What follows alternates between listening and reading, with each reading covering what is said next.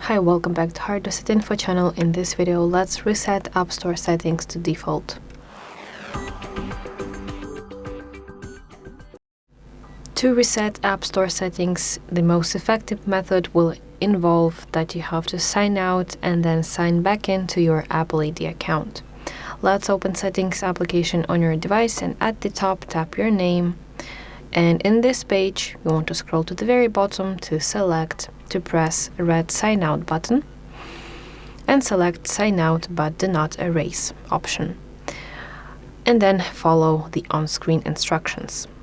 Then you have to restart your device, and when your device restarts, you want to go back to settings and sign in with your Apple ID once again. But if sign out method does not help you, then you have to reset all settings. It will erase your Wi-Fi passwords, also your Bluetooth pairings and home screen layout, so watch out that. To do that, you need to go to settings. Now let's go to general. Now let's find option transfer or reset iPhone. Select reset option, and then you want to select reset all settings.